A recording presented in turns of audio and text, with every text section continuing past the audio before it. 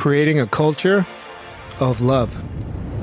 I think if you really love something, like the agape form of love, like the purest form of love, you'll do anything to protect it.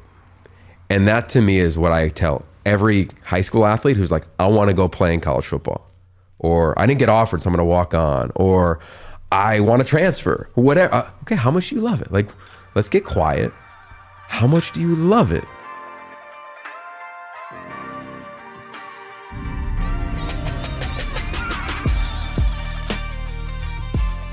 Yogi Roth.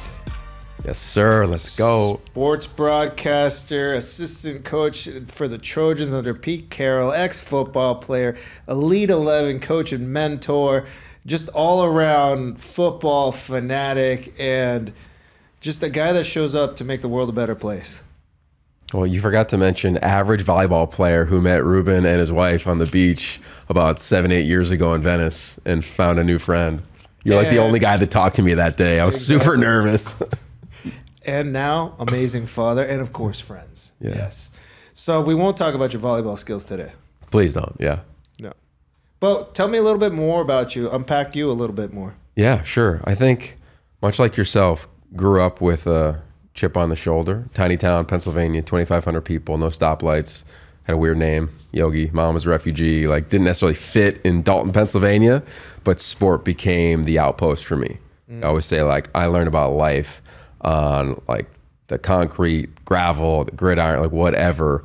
Ball was everything. And growing up, nobody ever shot down your dreams. Like when I would play, I don't know if it was how, like for you, the ball would roll that out. Let's play hoops.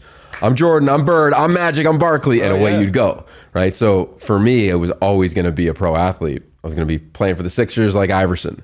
And then when I got older, football became the thing, and always wanted a relationship with sport. It was kind of my play therapy before that became a term that is often used now around sport. And it led me out to LA, as you referenced, coaching under Pete. And he took the clay that my parents curated and really molded it and gave me some foundational principles to my life.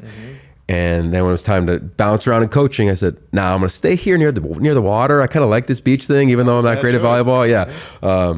And I started broadcasting. So almost 20 years broadcasting. So I always like to say in the season, I love throwing myself into the game, calling games at the best of my ability. In the off season, telling one story a year, a book, a script, a doc, whatever. And that's kind of become my life and my cadence over the last decade or so. Yeah. No, amazing. I know during the season, trying to get a hold of you is a whole other animal. I know, man. Like, oh, I'm here, I'm there, I'm studying. We got to learn the names. And just trying to keep up. I watch these games like, what just happened? Oh, imagine. And you're just on the cuff all the time, just on it. Yeah. Well, you know how it is. Like, it's a lifestyle. Like, you're an athlete growing up. Like, you played. I could see a box score and instantly it goes into my mind. But if you were like, hey, do this algebra problem, like I do with our 7-year-old, and I'm like, let me just kind of long form this thing. Like that's not the way that my brain operates. So I'd be doing it anyway. And now it's like, all right, make sure the pronunciations are right. Master the craft around broadcasting and timing and pacing and trying to be a teacher. Like if you looked at my call sheet for a game, on the bottom, it has 2 things that I remind myself for every show, which is celebrate the game and coach the viewer. And I think that's my job versus make it about me. You're like that can happen in broadcasting. We're in this world now where you want to shine a light on yourself for obvious reasons. And I always get to the game, and my partner, he's a Hall of Famer, Ted Robinson, he always reminds me, let the game tell the story, and it's always about the game. And thankfully, he's been in my life for over a decade now. And I hope to do this craft till I'm 60. I've loved doing it. It's become my heartbeat. And now, as you know, with little ones, I bring them to games. Like I bring Zane on the field at the Rose Bowl when he's running around, pouring rain, sliding in the mud, grabbing a sweatband, just like we would as kids. Yeah, can grab enough of the balls. Yeah, totally. So it's been a dream, and much like you, man. Like it's been so fun to watch you make this turn. Like, and I didn't know a lot of the stuff about you, like your upbringing, and even how you said like sometimes you couldn't get out of bed because you were living this life that wasn't a purpose, and then you found it. And I just think it's beautiful to be here and see this and watch your family grow and your wife, and we've all known each other for a little while now. It's cool. It's like the next iteration is happening, and obviously you're taking off because you're kicking ass, and it's just fun to kind of watch it from the side view mirror, man. Oh, thank you. And there's something about consistency and showing up, right? I'm an athlete, you're an athlete. We've been able to take that mindset of go in, put in the work, go and do practice. Do the things when no one's looking, also when people are looking, and just be consistent.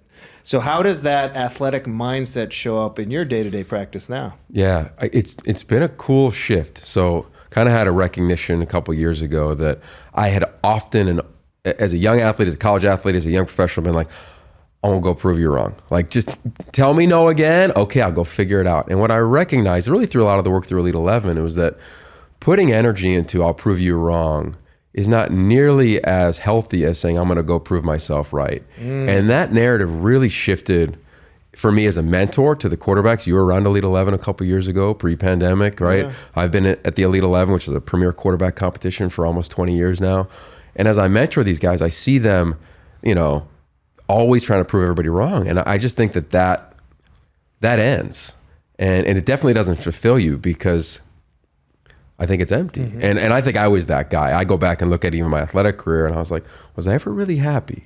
Like, it was always about the grind, and I was a walk-on who showed up on campus and ended up playing and earning a scholarship and doing that story. But even then it was still the fight. And I think I look at it now, maybe to steal your word, like through the lens of love more and of this craft and gratitude of like, I get to wake up and watch football today and then I get to talk about it today. And then the competitiveness, of course, rises up because you know what it takes to thrive in the arena. But it's really about like, all right, let me set my own bar. Let me challenge my own self and then go prove that right. And of course it's going to be high. Like, of course it's not good enough to just get the gig. Like, you got to go kill it when you get it. But that has been a great shift for me. And it's been fun as somebody, like, even as an author of, diving into these stories, these quarterbacks recently, to be able to pull it out of them and see like what other people's expectations on them did to them.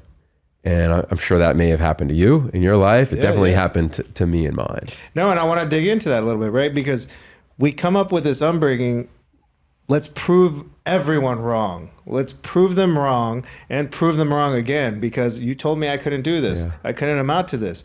We could bring racism into that. I'm brown, you're white. Completely different lenses of proving someone wrong. I'm not tall enough. I'm not big enough. I'm not fast enough. It's always around, we're not worthy, we're not enough.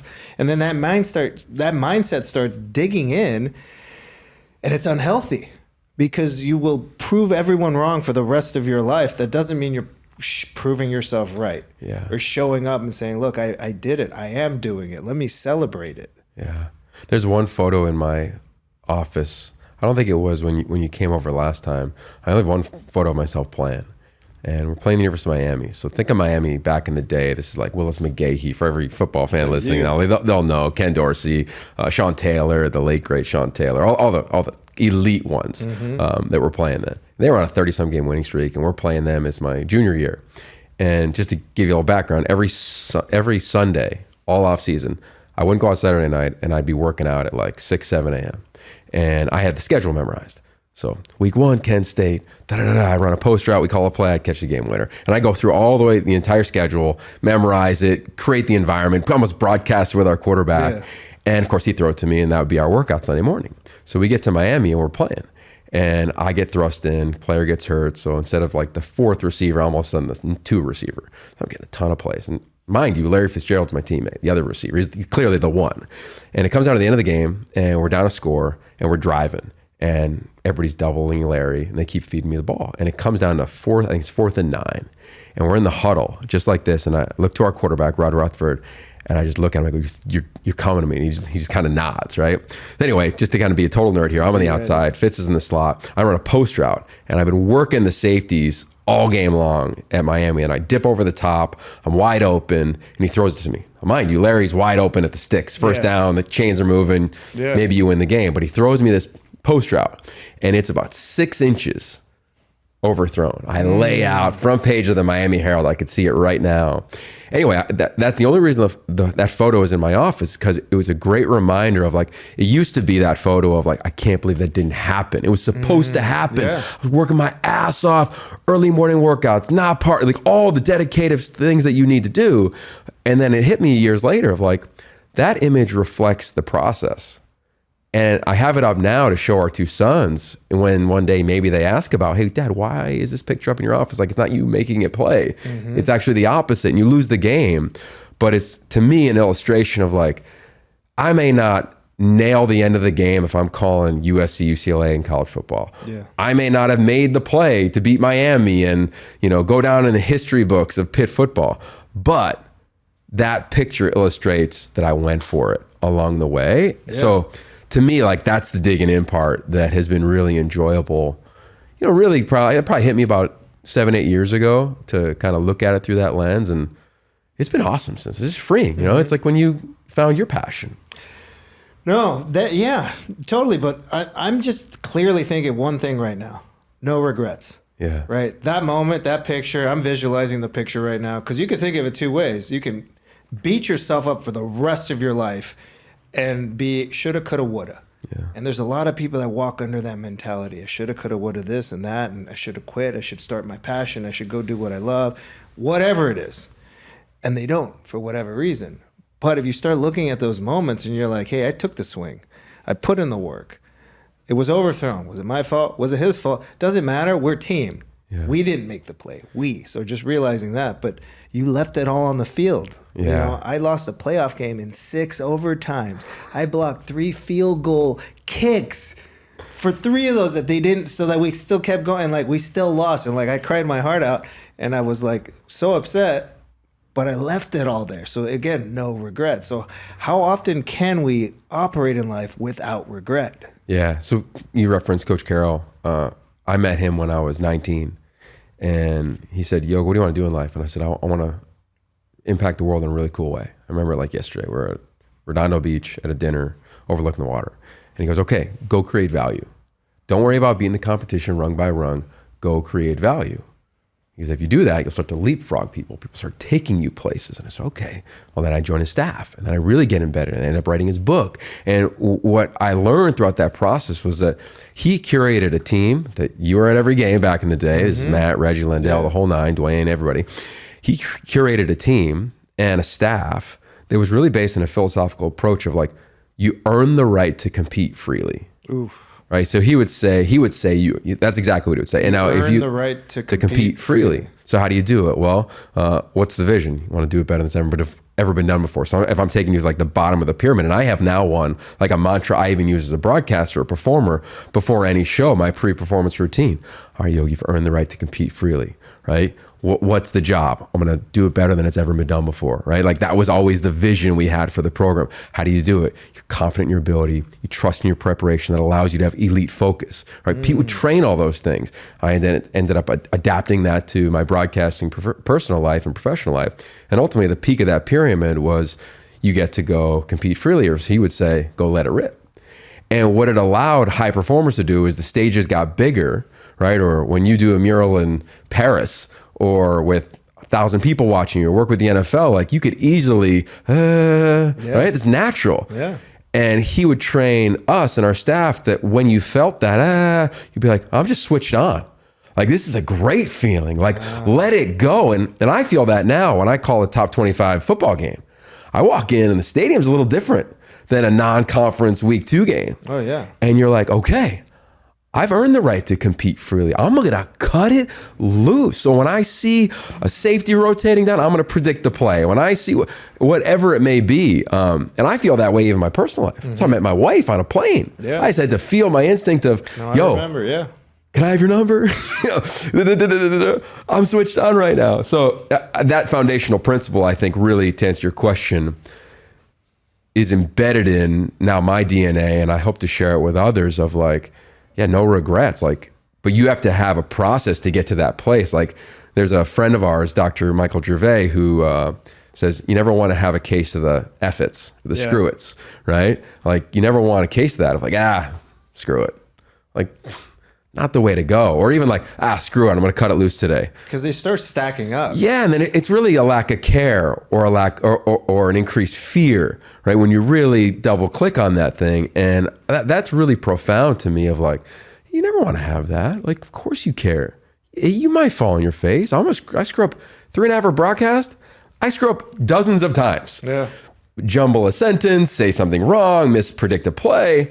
But you just got to keep it moving because at least you went for it. And I think if I didn't have Pete in my 20s, I realize how lucky I am now. And I look back of like having a mentor like that shape me and challenge me to say, what is my style, vision, theme, and philosophy moving forward? Wow.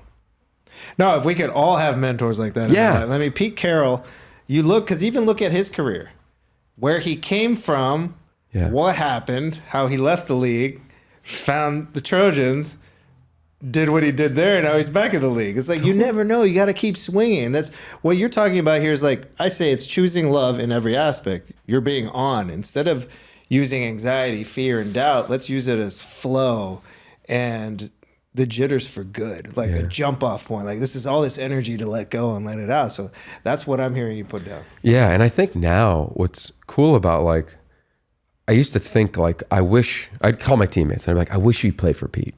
I wish you could be on this staff. I wish he could breathe life into your career like he does to so many players.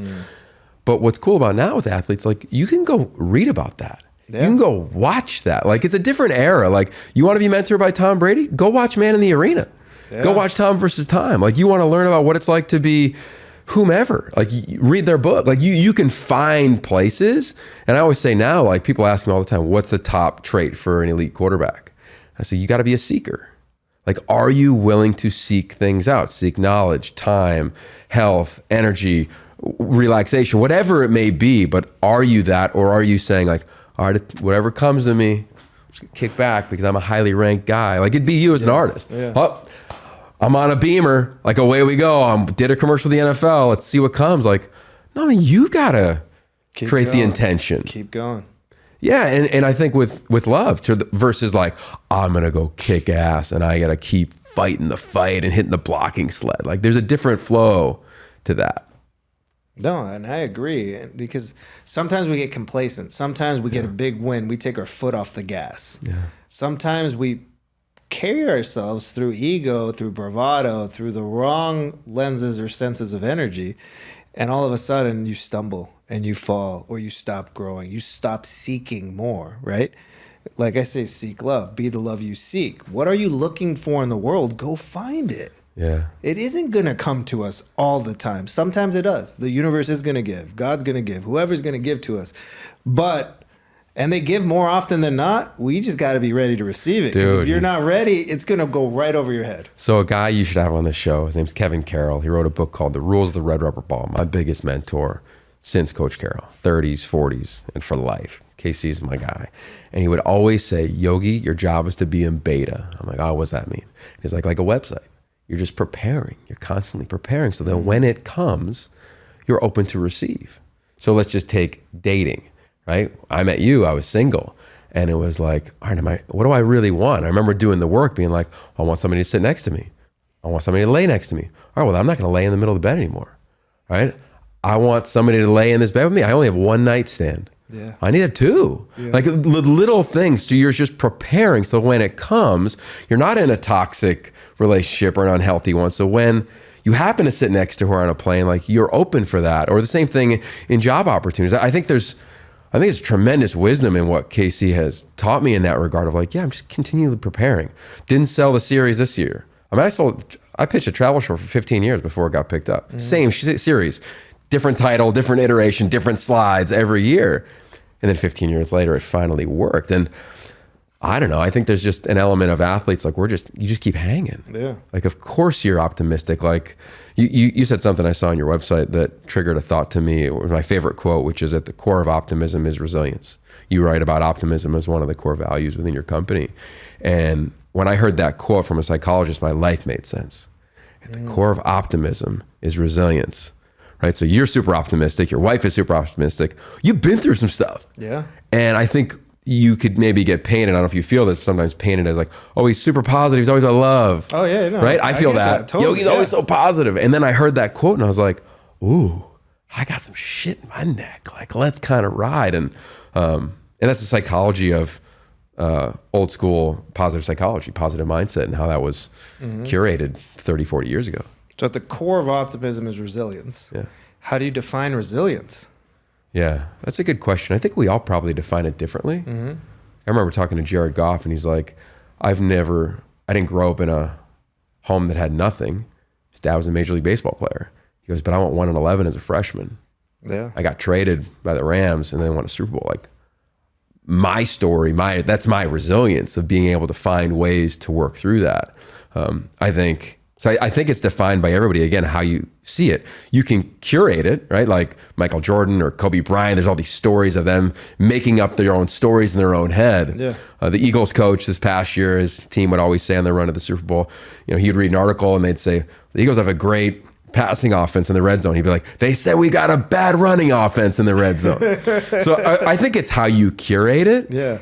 And then how do we kind of receive information? Like I can remember being a kid like this at 8 years old across the table from my mom's parents, 2 Holocaust survivors, and them sharing story after story about their Holocaust experience, being shot 8 times in their left shoulder. I feel my grandfather's shoulder, right? My grandmother's family was murdered when she was in 6th grade on her way home from school, axed to death. She went on the run. So I interpreted that of like, oh, when I'm playing like junior high hoops, like you don't know how long I'll go. Cause in my DNA, I will go, I will hang. So I think it's a cool question of how you define it. And I think it's a super personal one because I think you can create resilience at anything. And then what funnel do you kind of process it through? So it's coming out through love, through positivity, through productivity, through proving yourself right. And that to me is the challenge I see with like high school athletes all the time. No, I get that. And everyone defines everything in their own way. And there's some core truths to, a starting line for some of this. Jalen Hurts, the way he's been showing all year, I'm an Eagles fan, so, I was a little heartbroken. Sorry. We lost and whatever. We don't have to go into that.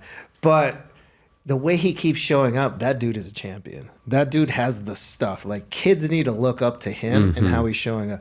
And the fact that Mahomes was like, bro, you didn't win, but like there's no doubt you are a champion. Like you are that. So next year they're going to come back. But let's start looking at stories of that and use that as resilience. It's how do we get back up when we get knocked down? Yeah. So that's the core of how I would answer that. And then from there, we use our stories. Hopefully we work through the pains and the tragedies and those kinds of things and start using it for good. And we can now get back up and use it as ammo to do better. Yeah. To get better, to not quit. So what's cool about that is that, you got a young little one, right? Like as they get older, like one of my regrets in life is like, I wish I studied child psychology, right? So now I'm like reading it and like trying to just catch up, like just be on the same page as like a 7, almost 8-year-old, right? Let alone a 2-year-old. You got a birthday today for your little one. Yeah, Happy birthday. Yeah. Amazing, that's right? my everything. Totally. And I learned this a couple months ago that you can train resiliency. So here's an example. The easiest one for me, and I did it like the very next weekend, go to a climbing wall, right? I'm climbing up this wall. And if you've ever seen a climbing wall, right? Like I'm kind of scared. I don't know whether you're an adult or you're a kid and you're going to fall. Well, I've done it. I've been terrified on those things. Yes. You're going to fall, you're going to fall, you're going to fall. And then you're going to start talking to yourself. I can't do that. I'm too scared. I'm going to fall, whatever it may be. And what resilience training would teach you, or positive psychology would say, well, listen to what that child is saying to themselves, or give them a couple examples. I got this. One more inch. If I could just. So here I am watching Zane like in this climbing wall in Playa Vista, California, and I'm like, oh, what are you saying to yourself? He's like, I think I got to go again. I'm like, okay, can we just train? And like my wife and I often talk about like little deposits around resilience to, whatever, make them stretch a little bit more, just a little bit more. And if you can keep doing that and their positive self-talk can be curated, right? Like your kid has no choice. Like it's positive self-talk on probably every piece of clothing, all over his room. Like it's already there. He sees us, he points it everywhere. Yeah, of course he does. Yeah. So I love that idea. And like, I didn't know that. And when I learned about more on the psych side of like overall psychology is about like, what's wrong with you, right? Positive psychology or high performance psychology or athletic psychology is like, how did they do that? Yeah. How do you surf that wave? How do you block those 3 field goals? Whatever it may be. And as a dad or as a mentor to young athletes now, I'm like, okay, let's keep training it. No, that curiosity too, right? When he was born, when my son was born, this new curiosity for learning, for life, for everything. Totally. But realizing, I think my biggest lesson, and you as a coach and a mentor around young kids, is they're learning from how we're showing up, how we're doing it, how we're acting. So I'm teaching him resilience by being resilient myself. Hell yeah. I'm teaching him self-love by being loving to myself. I'm teaching him how to be in relationship by talking kindly to my wife, and so on and so forth. And you know, every time he falls or he tries, he does something else, I'm like, you can do it. I start realizing how I'm cheering him on or coaching him or moving him forward. And we just let him be free. Like, do it your way. Cool. Let him try again. If he falls, I'm not rushing. Like, hey, you fell, dude. Let's get up. You know? Sometimes he cries. Most of the time he doesn't. He's a tough little booger. Not surprised. It's me also. Remember, we're learning to be parents. I know. That responsibility. Where's the class? Like, we came with no instructions. Yeah. They came out. They're like, here, okay, bye. You could take him home. And I'm like, oh my God. How? Wait, what? No, are you coming with me? Is there an app for that? I drove at like 2 miles per hour home that day. It was just the slowest, a speed bump. I'm like, no, I can't go over a speed bump. It's the craziest thing ever. But look, here we are. He's turning 2 today. We're obviously doing something right. But it's still the most terrifying and fulfilling thing in the world. Yeah, well, he's lucky to have you too. That's for sure. It's awesome, man. Little deposits. I like that. It's how we show up and continuing to show up. And then remembering, how do we keep doing that to ourselves and for ourselves? Yeah. That's probably the biggest challenge, I think, as a parent, I think, is curating that time, right? As life gets crazy and you get crazy, like, you know, I think about it in the season. I'm gone 4 days a week. It's only 7, you know? So you try to be everything in those couple. And I think it definitely took us a season to find a cadence and a rhythm around time and space. And even my wife, she's like your wife, she's got her own business. Yeah. She's CEO of her own jam. Like, shout out to Kindtail. But, you know, so we found that, and it's been cool, because it's fun to overhear as our kid gets older, like, yeah, my mom, he had a buddy over there dating, and his buddy said, dreams don't come true. And he goes, oh no, they do. My mom sells dog crates. Like, that's her dream. That's amazing. And it was like crying, right, as I'm hearing him say those things. So seeing his mom live the dream, her dream, and creating it, like, that's what we need to do for our kids. Yeah. Or like taking, like, as a young athlete, you did it. You saw all of your coaches' kids at practice. And I'm sure you were like, this would be cool one day. And now I take my kids to our games, and they're on like the TV set and the post game. And of course, all my colleagues throw them on the set and, you know, hang with them. So it's cool. It's a different phase of the same story and a new chapter, but it's one that I love being fully engrossed in, man. Much like you. For those that are parents or future parents, or, you know, you'll know when you know, and you know if you know. Yeah. And we'll leave it at that. But you've got a couple sayings. There was this video you came out with a long time ago. Do you love it? Yeah. Like, I watched it and I felt it, and that's the truth. It was about football. It was USC football. But like, why are you here? Why are you doing what you're doing? And do you actually love it? Because if you love it, it's not work. It's not effort. You're participating and you're actually moving the needle because you want to be there. So what's the philosophy about, like, do you love it? Yeah. And walking through that. Well, I think, you know, you're the love expert, right? Like, in terms of your whole life. I was thinking about you this morning. I'm like, how many times do you think he's written the word love? Like, literally, like, millions? Like, I don't even know how you would quantify how many times, like, how many are on this chair that I'm in, right? 1,000? I don't know. Yeah.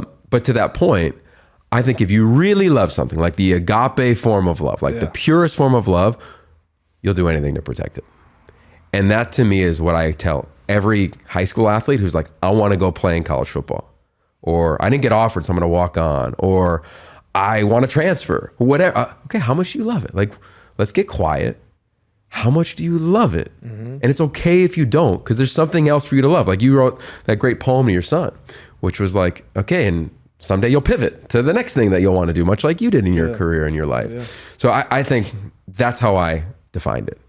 If you love something, you'll do anything to protect it. So if you lose someone, right, and you go through grief, there's 6 stages of grief, according to a lot of experts on grief, right? The final one being meaning. So I learned this in the pandemic of, if you wanted to do something like write a book, say you want to write a book, and you're like, oh my God, Z, to your wife, I want to write a book, I just need a month off. And then bam, you had a month off, but you didn't write the book. It doesn't mean like you should take a shot at yourself and light yourself up. You say, okay, actually, like that idea of a book didn't have as much meaning as I thought it would have. Yeah. And just that concept to me made like finding what you love and what you want to protect so easy. Like I wrote the book 5-Star QB, 600 pages. I love that thing. I loved every word of it. I showed up for it. It had great meaning to me. Like I did anything to protect it and still do. Wrote a book with my son Zane in the pandemic because he was struggling to read. First kid's book. And I'm like, okay, I love this idea behind it. But if you were like, hey, I want you to write a book on like the history of LA football, I could probably get excited for a month or two, but I don't know if that's like, that's not calling me at least today. So I that's where I go, man. Like if you love something, you'll do anything to protect it and you probably have great meaning around it. That's why I did that video, and it was cool. Like Pete let me do it. We showed it in training camp and the boys loved it. And I'll still get texts from all the players like, Yogi, do you freaking love it? Do you love it? So it's fun. Oh, that's amazing. That should be a t-shirt you come out with. Yeah, let's do a collab. Do you love it? And let's do it. Do you love it? And you'll do anything to protect it. Also, it'll help with self-beat up and negative conversations and having that self-doubt or that, that repeating record of like, why aren't I getting this done? I'm a failure. Yeah. Or why can't I finish anything? Or, what's wrong with me? All these questions, like, well, because you don't love it, because you're not supposed to be doing that. That's not your purpose. Or look, if it's work, it's work. You're getting money or whatever the case is. That's one thing. But like, if you decide, because a lot of people are like, use losing weight, for example. I'm going to lose 50 pounds. Why? Yeah. Like the real reason why. They're like, oh, I'll look good. Okay, what else? I just want to start controlling my daily intake and just getting more control about what I'm eating because I want to be healthier. Or I'm really sick and I'm pre-diabetic and I've got cholesterol issues. Okay, so now we have deeper and deeper and deeper meanings. I want to fit better in my clothes. I want to wear stylish clothes, whatever the reason is. But like, do you really want to do it? And I start noticing in a lot of people's habits, myself mostly is where I learned this, is if I don't love it, if I don't have any meaning behind it, I'm not going to do it. I'm going to procrastinate. I'm going to put it off until the very last minute. Yeah. And when I do that, though, the conversations I have with myself, beating myself up all day long. But if I ask that question, do I love it? Am I supposed to be doing it? That's not even in the picture. Yeah, that's cool. Like, how would you answer it now around what you do? Do you love being an artist? I wake up every day doing exactly what I'm supposed to be doing, and I love it. And another example to go right before that is athlete. Like, as fathers now, we have sons, and they're going to be athletes. And sometimes, these are some of the books I've read around parenting. You start seeing this, and I've seen it in other people, where you didn't satisfy whatever you thought your aspirations were, so you now dump that on your kid. Yeah. Let's say I never went pro and it was this thing that hurt me for the rest of my life. And I needed to make sure I ram it down Remy's head that if you're not pro, I'm not going to be a good father.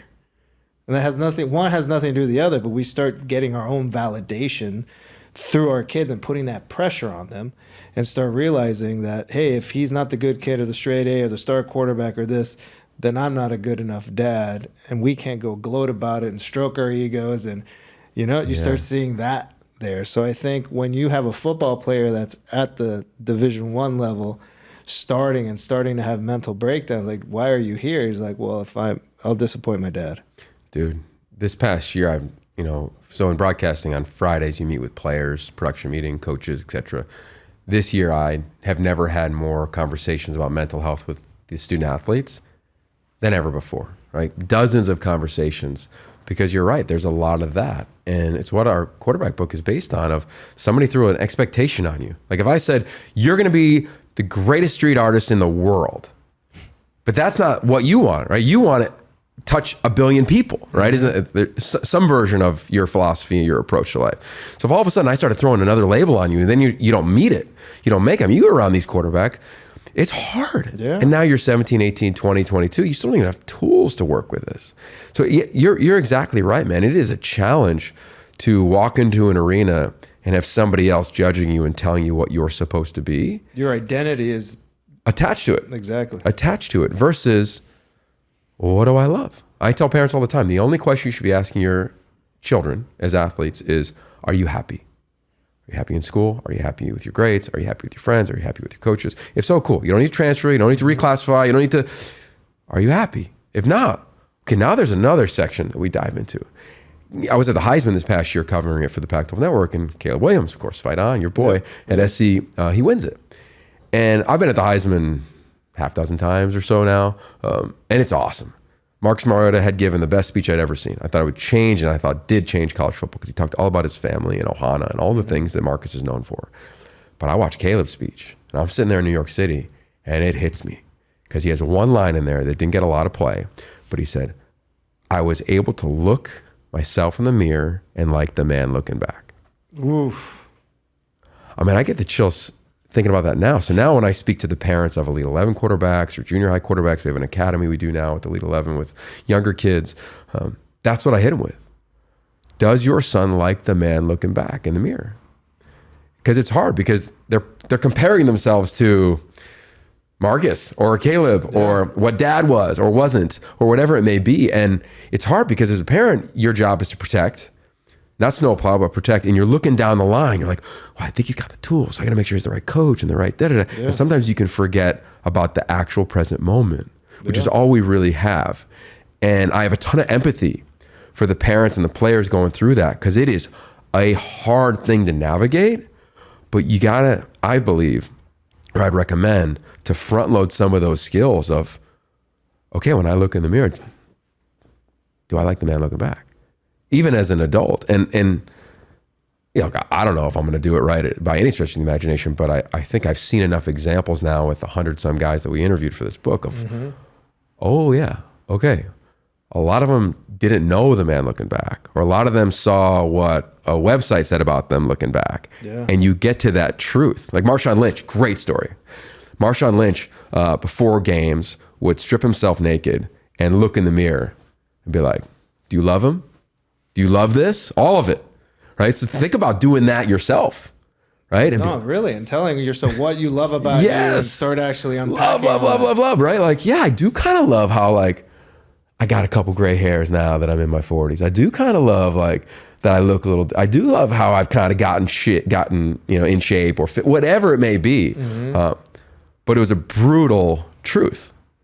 And I think for the athletes right now, because of what social media is and how there's so much attention on them, it's hard. So as a broadcaster, I take that into my craft of like, you hear me call games. I'm not lighting kids up.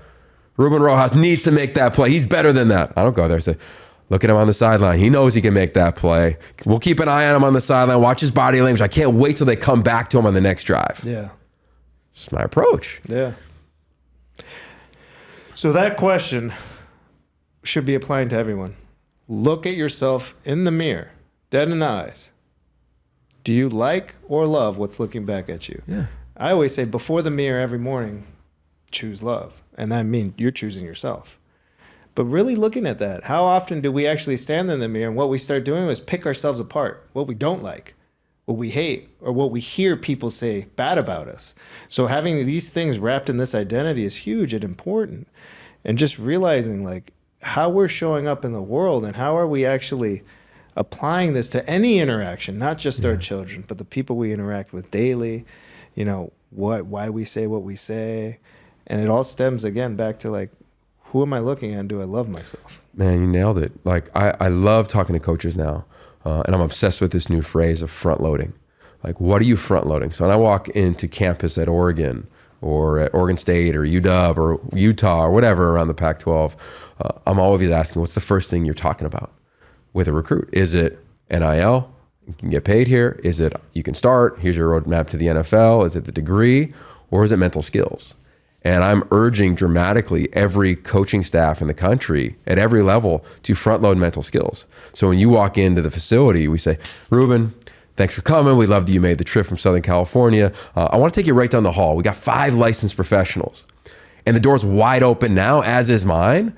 And you might be cool today, but there'll be a point probably in your career where you get hurt, or it doesn't go exactly how you've mapped out. Maybe you get beat out. Maybe we bring a transfer in. Maybe you're thriving and the pressure's getting to you, whatever it is. But just know that door's open and we're going to train you.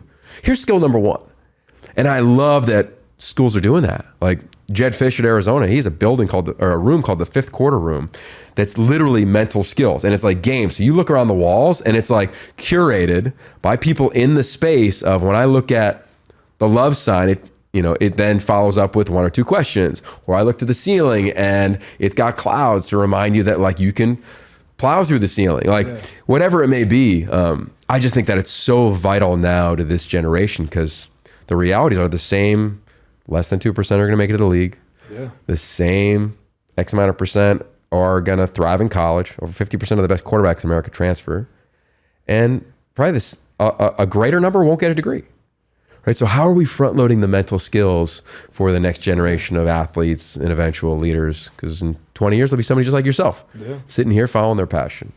No, and that's a great question. That's a great philosophy. Because look, as an athlete, we know what it was like. Go train, go get buff, go take care of this. Recovery wasn't even a thing when we were playing.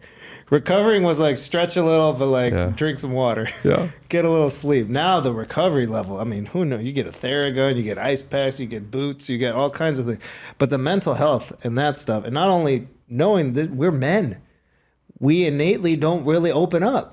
Especially when we're 18, 19, 20. We're supposed to be the toughest supermen around, or at least that's what we think. Yeah. But we're also the most fragile and frail at that moment. So like giving them that safe space, that's really cool. And really start working on the mental hills, the mental skills. In school, I always say it was all about fiscal literacy. Like teach people how to deal with their finances and credit. But now what we add to that, and teach them how to have mental wellness and emotional health. Yeah. Because a lot of us had to figure that out. I'm still figuring it out. My emotional health is still in the works. Yeah. Right? Well, again, I'll keep quoting our friend Dr. Gervais, but he would say you can train 3 things. Train your craft, okay, your art. You can train your body, right? You're a big workout guy. You can train your mind. So every athlete we talk to would agree with all that. And we'd say, all right, what percentage are you training your body? 80. What percentage are you training your craft? 19. And what percentage are you training your mind? 1. Yeah. Right. But we all know that it's one of the most impactful elements to performance. Yeah. And I think people are leaning into that dramatically now because they see the impact that it's having. And I'm with you, man. Like 2020, I remember it was tough. I lost my mom, furloughed, and we bought a house and had a baby. It was like, oh shit. Year. It's a lot of things. And I remember going to my knees and being like to my wife in our bedroom, I was like, I don't have an answer for this. And we started talking to somebody, right? And it was the best thing that I've ever done, having a family therapist. Because like, why would I not? And now I look at it like, I'm going to go to the gym today. Now, it might not be my yoga studio. It might not have a weight set, but it's got a Zoom camera and it's got a therapist on the other side. And I love talking about that because I think it's really important to be like, yeah, like even if you feel great, why wouldn't you train it? Right? Why wouldn't you? You know that gives you endorphins, that gives you whatever when you train your body or if you play catch or if you're, do a mural. Same thing with our brain. And I love now a lot of the high school quarterbacks I'm talking to, I'd say there's probably 10% of them who have a licensed high performance psychologist in their life at 15. Wow. Which was 0 for a long, long time. As like, what if a therapist came to you in high school, what would you have said? What's a therapist? Yeah, what's a therapist? And like, I'm cool. Both my parents were therapists. Yeah. So I was living with it anyway. And I'd be like, nah, I'm cool, man. I'm good. Let me just go work out again.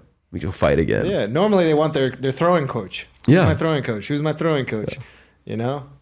So no, that's really cool. And the beautiful thing, and you did this with Little 11, is that there's a lot of forms of therapy. My mom's an art therapist, or was prior to her dying, was an art therapist. You have a version of art therapy in your craft. Right? You look at play therapy. There's a lot. Like we have a chess coach now at Elite 11 who you met, Seth Mikowski, who is amazing. He was training all the top guys in the NFL. It's therapy, just via chess.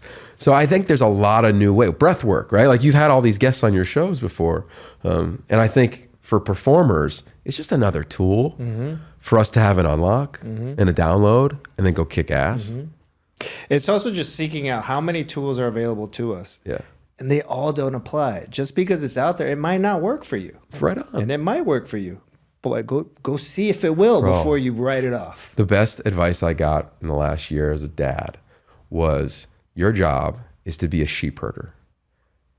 Guide your child or your children to different areas of grass not to like one specific sheep. And if they like it, let's just call it football. Yeah. Cool. If they don't, got another one. Call it basketball. They're like, call it technology. Call it art. Call it music. Whatever it is. But you know that the sheep in there are good sheep. And just keep putting him in those environments. And when he throws down, it's like, this is the grass I want to be in. This is the pasture. Yeah.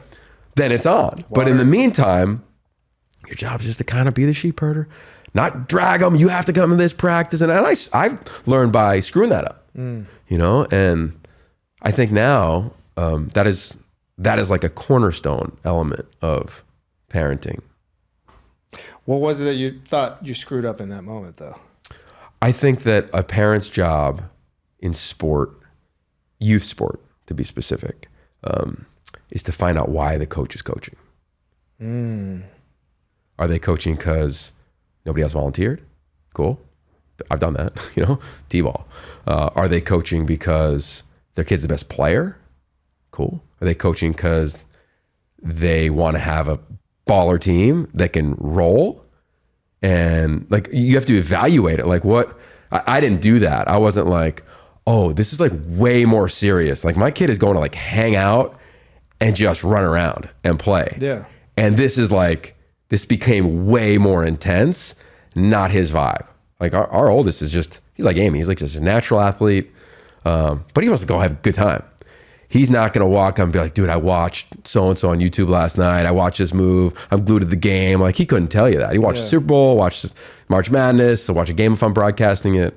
But he's not like probably we were as kids. And I didn't evaluate the environment that I put him in. And I remember calling Chris Peterson, who's the former head coach at Washington. I said, Coach, I need some advice. And he goes, okay, cool. Like it's not the right environment.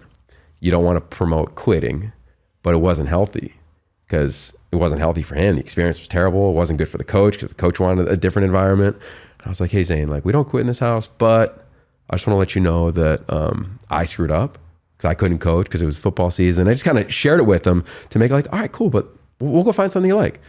Loves basketball. All right, we're playing hoops. Yeah. You know, and we just keep it moving like that. But I learned that, and it was a great lesson at the time to be like, okay, why is the leader of this group of individuals, why are they doing it? And it's your job to find out because it could be like a great reason. It could be a dark reason. Like you don't know. Like we see it all the time. Yeah, yeah. And I think even for athletes, to the original question of like, why do you play? Do you love it? Are you willing to protect it? Like I think as you get older, you find out better answers. But in the meantime, it's about curating competitive environments, team building exercises, etc. for the age range, at least I'm talking about. No, I would never have asked that question. I wouldn't even thought about it. Like right now, I've seen Remy has a way with balls. Yeah. Right? He has a way. He could throw the ball really far.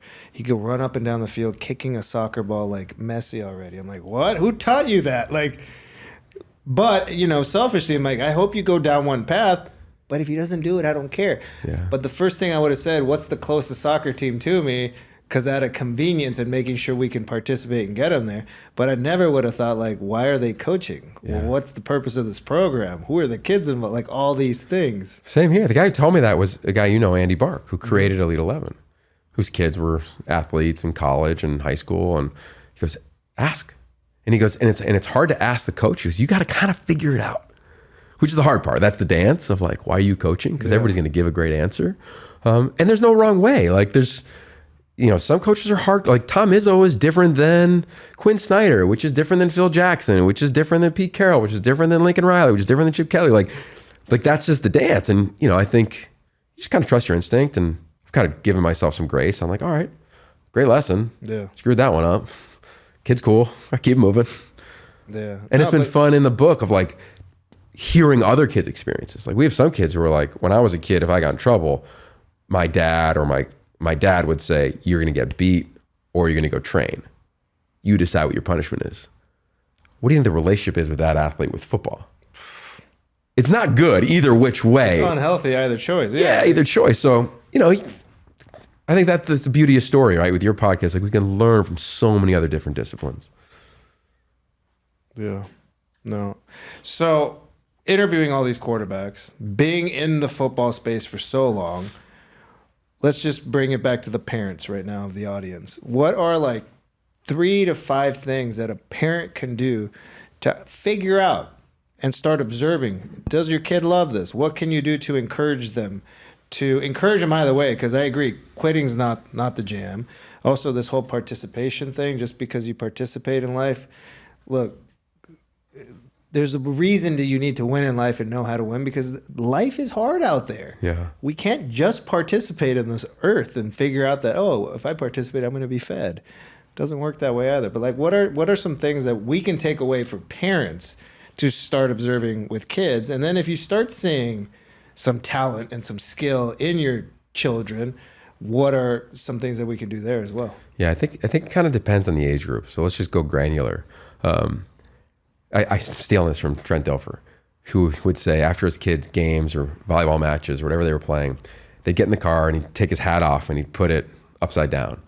And if they wanted to talk about the game, they knew to turn the hat over. If not, they wouldn't talk about the game.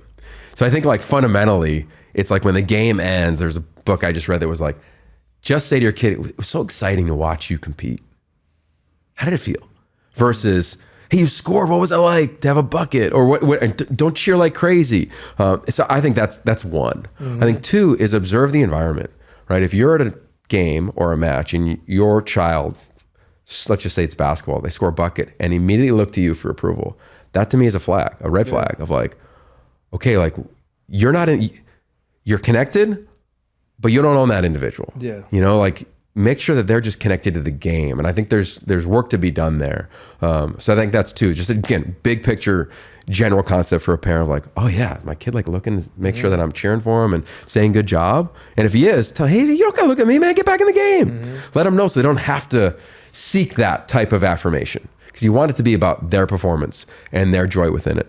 I think three is, it's kind of that thing around that we talked earlier of, can you tap into resilience? Hey, man, you want to go shoot? Like try to curate a couple of those environments without pushing, but pulling just a hair.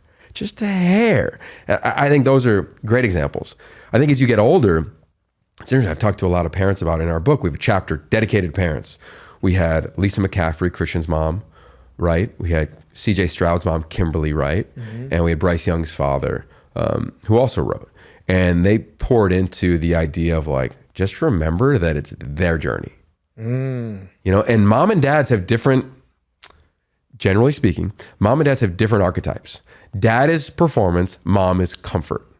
So let's just take your family. Your little one balls out. He's going to go to dad to think like, yeah, dad, how was the game? And you're like, dude, it was awesome. Like you kicked butt. Let's talk about it. And mom's going to give him a snack and give him a hug. And, you know, I'm not saying she's not competitive, but generally speaking, that's where athletes go, especially in recruiting, when you talk to coaches and what's the relationship like with parents. And they said, that's what it is. Period. End of story. Dad is about performance. Mom is about comfort.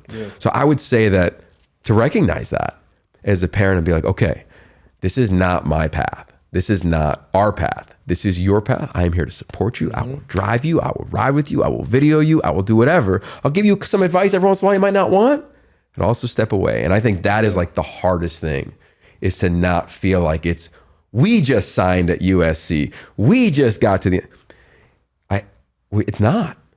It's just not. And that part, I've seen it too many times. That is not healthy, because the athlete doesn't want to feel that. They want to fly. And that's the theory in childhood psychology. Is it's called like fleeing the coop or something like that. Like, can you teach your children to fly?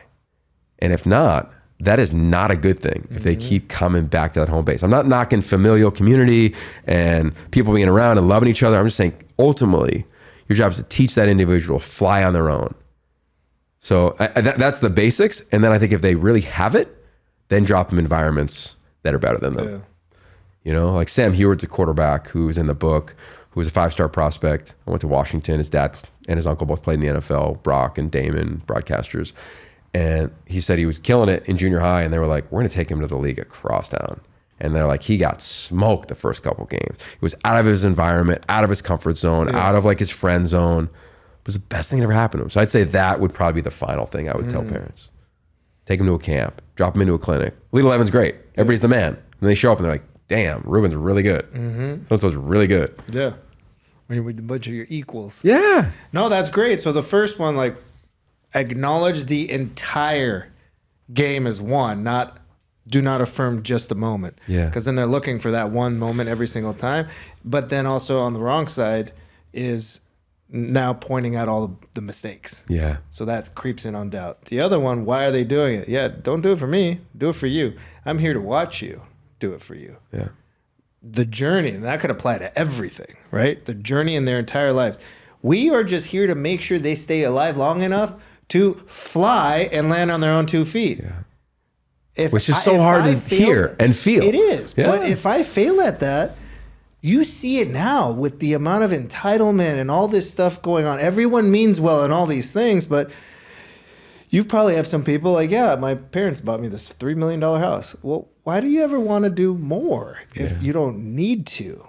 And again, it's done out of love. It's not that anyone's doing anything wrong, but the mentality of what we start breeding, I could start seeing that this could be a thing. And I want to make sure that I can coach my son in life and show up as a father in life the best way I can, but also by being the example. Yeah. But he's doing life for him. My wife and I chose to make him. Yeah. He owes me nothing.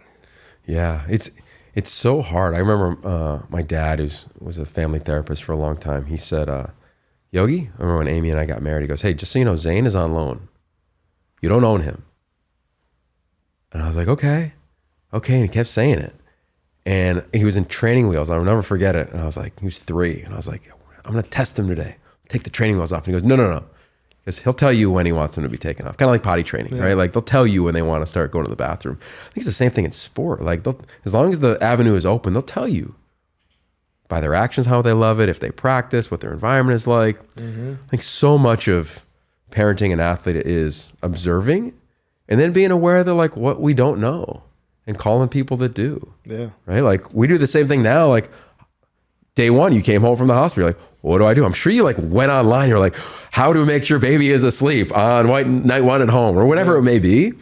We learn. We seek. We're innately resilient also. Amen. So just remembering that. Yeah.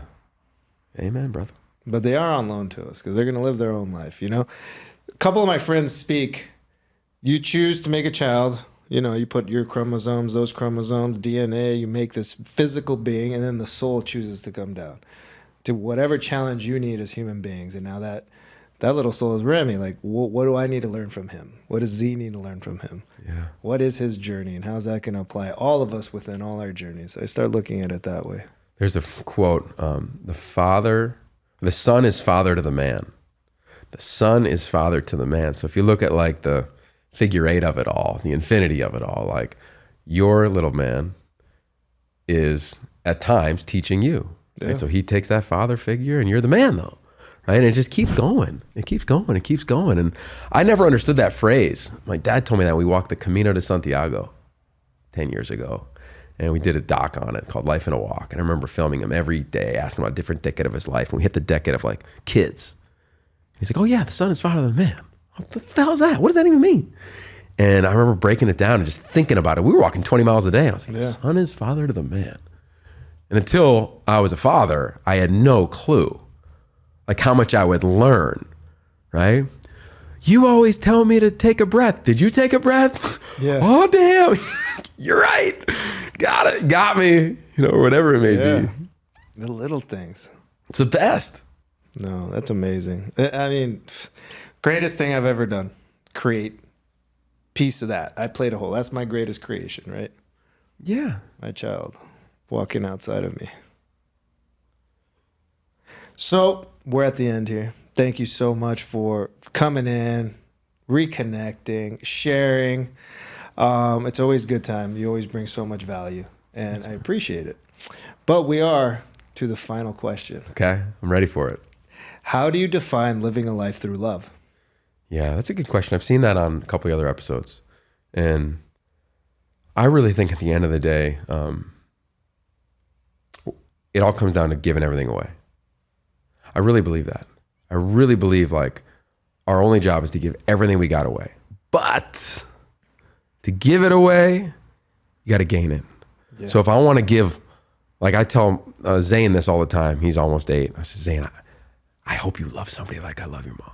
You know, I had to gain that love. I had to understand and cultivate and curate, and we do every day. You know, it's great work. It's beautiful work that you get to do with your partner. And then you give it away through however he wants to absorb that, and how Makai, our baby, will absorb that. So I think how I define love is like, at the end of the day, our only job is to give everything away. Give it all away. I'm not talking about the sweet sweatshirt. I'm talking about like the essence. Yeah. Give it away. But to give it, you got to gain it. You got to read shit, not just Twitter. You got to write. You got to think. You got to be thought-provoking. You have to have experiences. Like, look all the travels you and your wife do. Like, you have to go get it. How do you want your kid to have a bunch of different palates if he's not trying a bunch of different foods? Yeah. Or a bunch of different experiences and seeing a bunch of different colors, a bunch of different people, a bunch of different homes. And you don't have to have a lot of money to do that. There's a lot of different ways to go do that. So that's really clear for me what it's all about. Give it all away. That triggers to me, be in service. Because you could be in service to giving and receiving. Yeah. You know, it's a great word. As I wrote the quarterback book, I realized that the position in all of our interviews is about service. Not like in the religious sense, but of like, my job is to serve my old lineman by staying in the pocket. Yeah. My job is to serve my receivers by not hanging them out to dry. Yep. My job is to serve the backup by making sure they feel like they can ask me questions if I'm the guy. My job is to serve the starter if I'm the third string by pushing them. Serve the scout team by showing up for the defense. Serve the fan base by, you know, not drinking and driving. Like whatever it may be. And like, I just think that position, like you can name your high school quarterback. Anybody listening probably could. Can they name their 7th grade English teacher? Probably not. I do this exercise at every speaking event I do. That position is one of service. And I think you're right. Like that, what else is life about at the end of the day? How can we help? How can we serve? Your phrases, when I drive around this town, man, it is dope. Because I'm like, saying that's Ruben's, look at his signature. Yeah. Like you're serving dialogue. You're a catalyst to conversation, let alone many other things. Yeah. No, perfect. And it was Peter Dirksen. I remember my 7th grade history teacher. There it is. Mr. Hart. Love Not him. the English teacher, though. Yeah, there you go. That's so funny. Thanks for having me, man. I'm so happy for you. You're killing it, and you're chasing what you love. We're just creating a culture of love here, and I'm inviting everyone to join it. Yeah, we're in. Let's go. And where can everybody find you? I'm easy. Just at Yogi Roth on all the socials. YogiRoth.com.